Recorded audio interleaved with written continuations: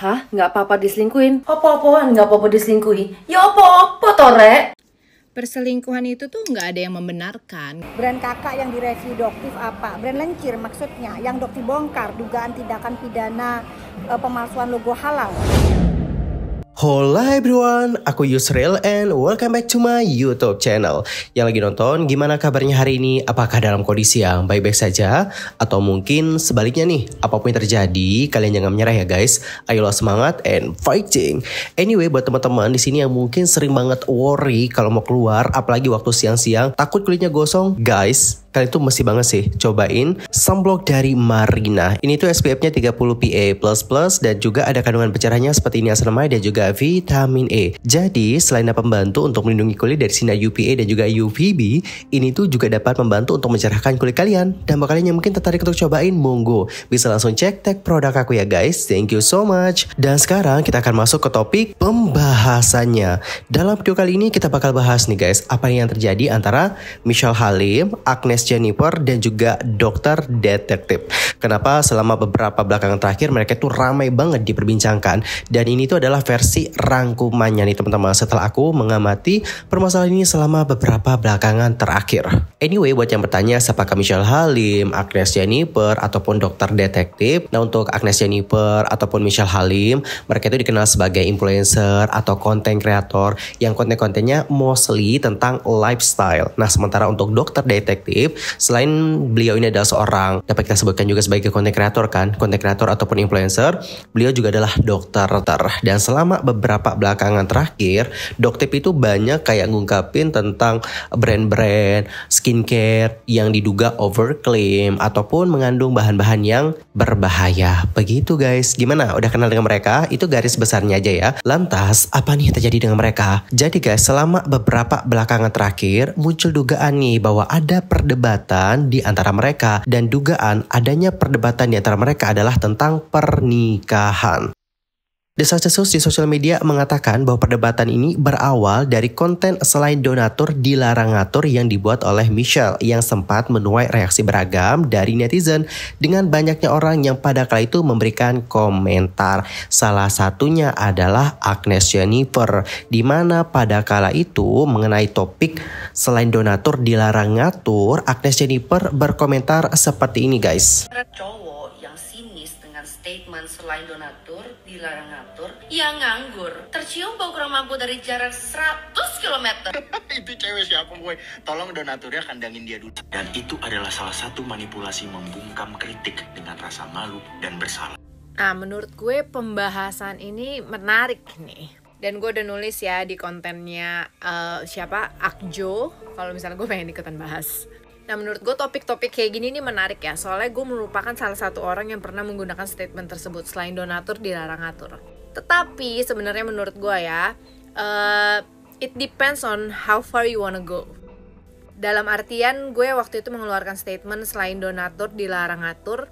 Kenapa gitu? Karena ya memang kayak banyak followers atau mungkin bukan followers yang tiba-tiba kepo banget gitu loh, kayak ngomentarin soal body kita atau apa gitu ya, lebih kayak ke body shaming, kayak Ci lu gemukin deh, Ci lu kayaknya terlalu ini deh, lu terlalu ini deh gitu. Dan terus akhirnya gue harus komen kayak ya udah sih, berisik banget selain donatur dan ngatur. Tapi that's it, gue cuman sampai sebatas itu. Tapi sebenarnya intention gue mengeluarkan statement seperti itu adalah untuk membungkam mereka biar mereka itu nggak terus-terusan ngebully gitu loh. Jadi diem aja gitu loh, lu kan bukan donatur gue, gak usah ngatur-ngatur gue deh gitu loh maksudnya ya. Tapi memang benar apa yang seperti Akjo bilang, memang ada juga yang namanya guilt tripping. Jadi kayak balik lagi gue bilang, how far you wanna go. Mungkin harusnya kalau misalnya lu cuma bilang sampai kayak donatur dilarang ngatur gitu ya, that's it, itu bisa dijadikan suatu hal yang kayak lelucon atau lucu-lucuan aja atau jokes gitu lah. Tapi mungkin karena itu dilanjutkan menjadi kayak donatur dilarang ngatur, terus apalagi terkesan apa ya, berarti lu nganggur gitu ya. Terus terkesan apa? Terkesan miskin atau gimana sih dari dialek? Coba gue ulang, gue denger dulu. Dengerin lagi. Jadi tercium bau kurang mampu sejarak 100 km. Mungkin karena statement tersebut yang awalnya selain donatur dilarang ngatur, terus ditambahkan dengan kurang mampu dan juga nganggur, itu menjadi seperti kayak guilt tripping gitu ya. Ya memang bener aja hal tersebut memang ada, cuman balik lagi kita harus lihat nih konsepnya dia membuat statement seperti itu apa. Apakah karena orang tersebut memberikan komentar yang tidak semestinya, ataukah orang tersebut memberikan komentar yang logis gitu. Balik lagi kita harus melihat itu juga ya. Dan menurut gue apapun konten kita, kalau misalnya ada orang yang tersinggung atau sinis dengan konten kita, itu adalah hal yang wajar. Tapi balik lagi kalau misalnya gue dibully atau apalagi soal kayak fisik segala macam kayak gitu, ya udah gue sih ibaratnya kayak gue gas aja gitu. Tapi gue kebanyakan ngegasnya juga lebih ke lucu-lucuan gitu sih. Jadi mungkin gue juga gak ngerti ya, terkadang gue juga suka ceplas-ceplos tapi mungkin karena orang tahu sifat gue dan juga cara gue kayak gimana, kayaknya kayak gak terlalu banyak yang tersinggung gitu. Jadi balik lagi menurut gue sebenarnya guilt tripping itu memang ada, tapi kita harus melihat sebabnya kenapa nih komentar yang men-trigger dia untuk mengatakan suatu hal seperti itu apa. Kita harus lihat juga komentarnya apa. Oke? Menurut gue gitu Akjo. Lu bisa terima gak sama pendapat gue? Thank you. Tapi jujur aja kenyataannya kalau misalnya cewek udah kaya gak nyari donatur sih. Lebih nyari orang yang setara ataupun lebih pantas gitu, bukan nyari donatur. Alright, jadi seperti itulah bagaimana tanggapan dari Ci Agnes mengenai statement selain donatur dilarang ngatur. Nah, netizen itu menduga, dicatat ini tuh masih duga netizen teman-teman, dan kita juga sebenarnya tidak tahu menau ya bagaimana persis awalnya dari dugaan perdebatan di antara mereka. We don't know about that. So, after that, apa yang terjadi? Jadi guys, selama beberapa belakangan terakhir, Michelle Halim itu mengomentari postingan dari Ci Agnes, yang mana postingan dari Ci Agnes seperti ini. Ketika orang yang gak pernah disahin dan gak ada yang mau nikahin tapi ngebahas pernikahan, itu ibarat orang gak bisa masak tapi ngajarin bumbu dapur. Terus di captionnya Ci Agnes menuliskan, ya selama ini kan gak pernah sah, cuma jadi kasihan sih lama-lama halusinasi dan juga delusi. Nah, menanggapi statement dari Ci Agnes, Michelle Halim mengatakan seperti ini. Coba ya guys, kita dengarkan bagaimana tanggapan dari Michelle Halim. Kaget banget seorang perempuan bisa ngepost seperti ini. Justru kita yang belum pernah disahkan adalah perempuan yang paling banyak belajar dari kalian yang berantakan. Sebagai perempuan, goal hidup utama itu bukan menikah, karena menikah itu bukan kompetisi dan bukan prestasi. Perempuan ketika dia punya duitnya sendiri, karirnya bagus, orang tuanya suportif, dan dia bahagia, itu bukan gak ada yang mau nikahin. Banyak, tapi kitanya yang milih-milih. Ingat, gak ada orang mati gara-gara telat nikah. Ada yang mati gara-gara menikah dengan orang yang salah. Bangga tuh bahagia dan pernikahan, bukan bangga karena cepat menikah.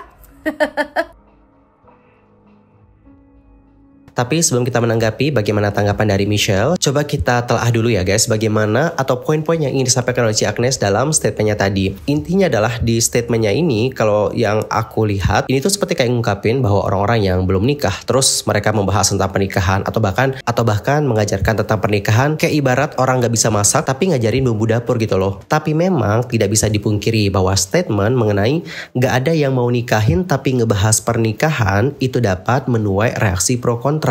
Kenapa beresiko menuai reaksi yang pro kontra? Karena gini guys, di lingkungan kita sekarang ya, terutama di lingkungan sekitar kita, ada wanita yang belum menikah tapi ada orang-orang yang ngejudge kalau kok belum nikah, gak ada yang mau ya nikahin. Ada loh guys yang seperti itu. Padahal mereka-mereka yang belum menikah ini, wanita-wanita yang belum menikah ini, itu punya alasan tersendiri.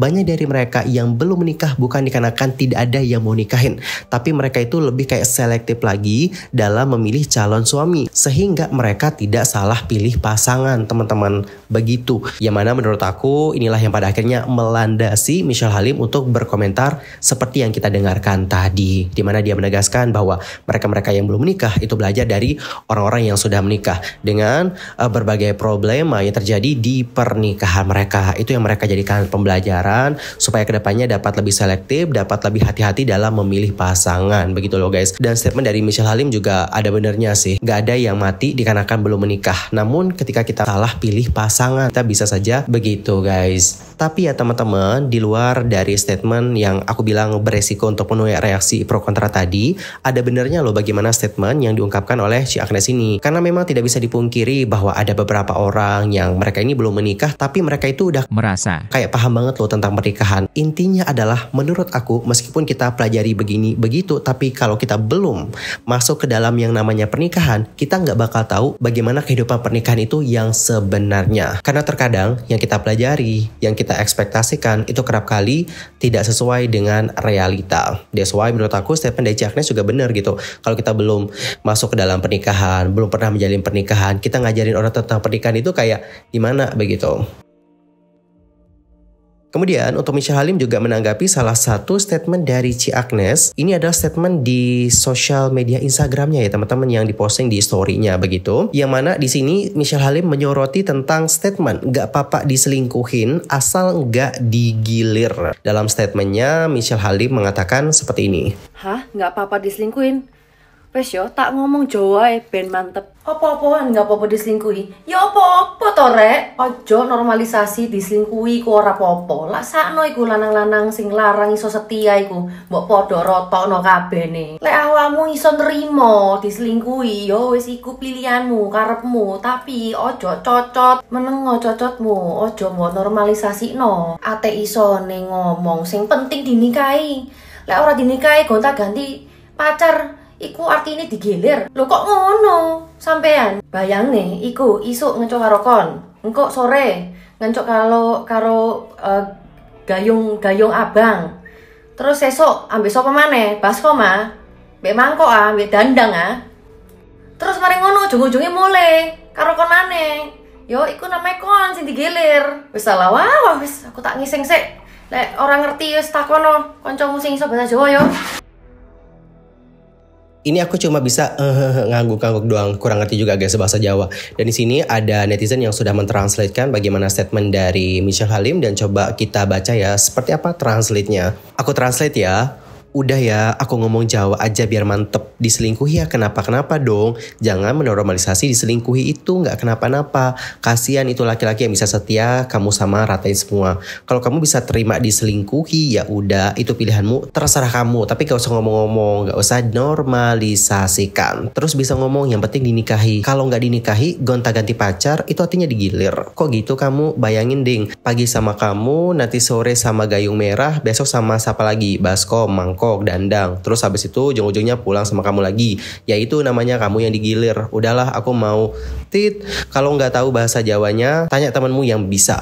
Oke teman-teman, jadi seperti itulah bagaimana statement dari Michelle Halim dalam video tersebut. Di sisi lain, untuk Agnes Jennifer terpantau ngebuat VT, di mana dalam VT-nya dia menegaskan tidak menormalisasi perselingkuhan. Lebih lanjut, Ci Agnes mengatakan seperti ini guys.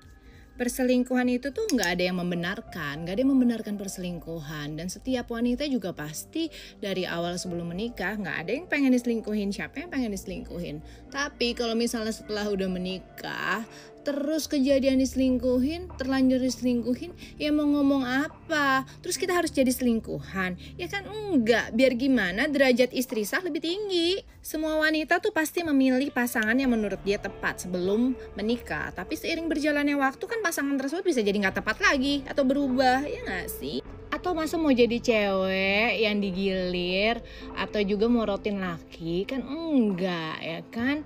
Terus yang minta tempat tinggalnya buat disewain, dikontrakin, gimana? Sekarang masih nyewa, masih disewain laki, atau udah nyewa sendiri atau udah dibeli? Udah upgrade belum? Alright teman-teman, jadi kurang lebih seperti itulah bagaimana video-video antara Ci Agnes dan juga Michelle Halim, yang pada akhirnya inilah yang lantas memunculkan dugaan bahwa terjadinya perdebatan di antara mereka. Dan bisa melihat hal ini, netizen pun memberikan berbagai macam reaksi. Ada yang mengatakan, oh aku berada di timnya Michelle. Terus ada juga yang mengatakan, oh aku berada di timnya Agnes. Pokoknya netizen itu memberikan berbagai macam reaksi lah teman-teman. Dan setelah beberapa hari isu ini ramai diperbincangkan, muncullah nih guys dokter detektif, yang mana dokter detektif itu mereview salah satu produk yang diduga miliknya MIHA guys, di mana isu kehalalan dari produk yang diduga miliknya MH itu dipertanyakan. Dalam videonya, dokter mengatakan bahwa produk tersebut diduga diimpor dari China yang diketahui merupakan negara non-mayoritas muslim atau di sana minoritas muslimnya. Sehingga jaminan kehalalan sangat penting bagi konsumen muslim di Indonesia. Dan produk tersebut mencantumkan logo halal Indonesia nih guys.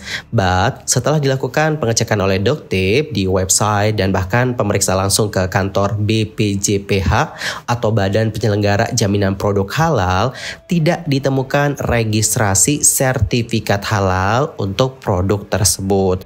Dimana kita tahu bahwa negara China kan bukan mayoritas muslim. Ya, jadi memang standarnya minimal itu memiliki sertifikat halal internasional. Ya, oke. Tetapi Doktip cek, ya di sini jelas banget ya, kalian bisa lihat, oke. Nanti Doktip kasih di slide selanjutnya. Di sini jelas banget terpampang logo halal Indonesia. Artinya seharusnya produk ini sudah memiliki sertifikat halal Indonesia. Tetapi pada saat Doktip cek di website, tidak. Pada saat Doktip melakukan pemeriksaan ke kantor BPJPH di Jakarta pun belum ditemukan bahwa produk ini melakukan registrasi ya sertifikat halalnya. Jadi produk ini diduga melakukan pemalsuan logo halal, di mana itu merupakan tindak pidana penipuan ya yang merugikan konsumen. Doktip di sini Doktip meminum sehingga Doktip sebagai konsumen ya secara langsung cukup kecewa jika memang terbukti produk ini menggunakan logo halal palsu, karena produk ini sudah beredar kurang lebih 2 tahun.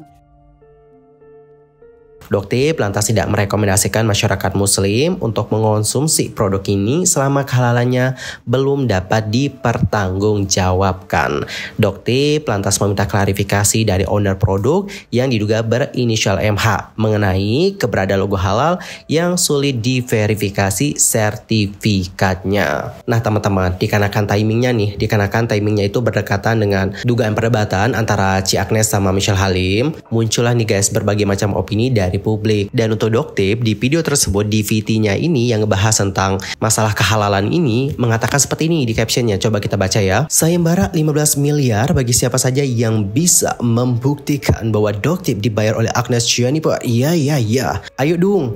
Michelle Halim belum ada klarifikasi, gak mau cuci tangan sebelum laporan Doktip naik sidik, ntar nyusul CS loh. Terpantau lagi panik, buru-buru ngurus sertifikat halalnya, terus menggiring opini ke masyarakat untuk menjatuhkan Doktip. Alright, jadi kurang lebih seperti itulah bagaimana captionnya Doktip ya guys. Dan guys, selain itu Doktip juga terpantau sempat menanggapi bagaimana komentar dari Michelle Halim. Komentar dari Michelle kayak gini. Jadi di sini kan seperti yang kalian lihat ada netizen yang kayak komen nih ke Michelle gitu. Tanggapannya apa kak? Brand kakak yang di-review sama Doktip. Terus di reply, suruh beresin produknya dulu. Nah, menanggapi komentar ini, Doktip menanggapi dengan mengatakan seperti ini guys.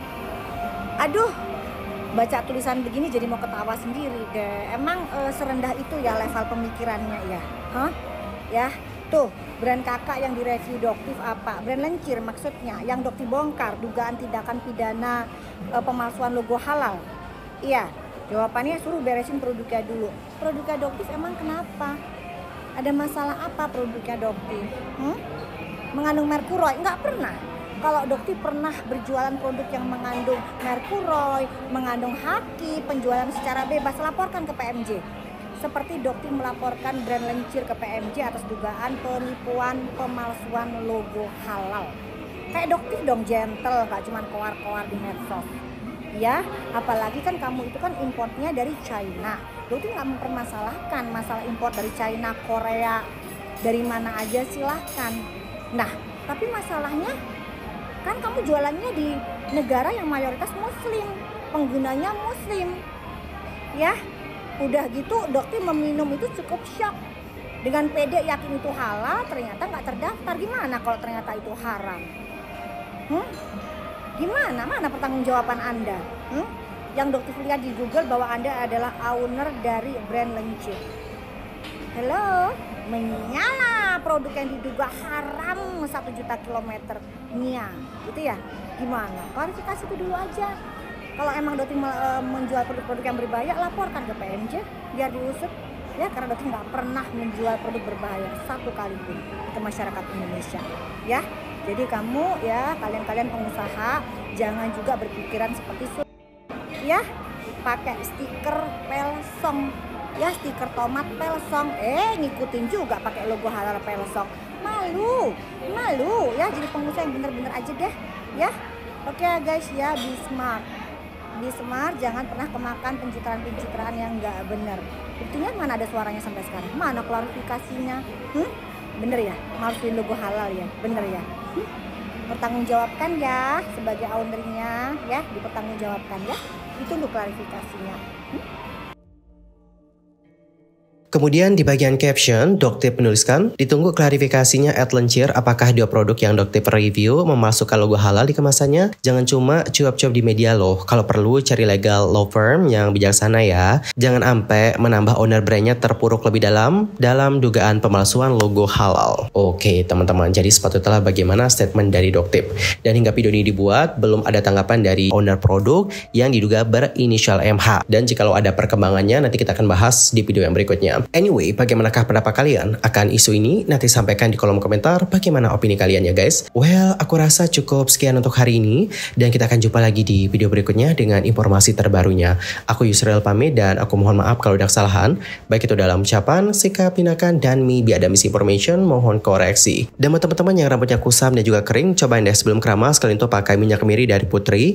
Cara pemakainya mudah banget. Tinggal kalian aplikasikan ke rambut kalian, khususnya di kulit kepala, dan diamkan selama 30 menit sampai 1 jam. Habis itu kalian keramas. Ini dapat membantu supaya rambut kalian dapat sehat dan juga hitam bercahaya. Buat kalian yang tertarik, nanti langsung aja cek tab produk aku ya guys. Thank you so much and bye bye everyone.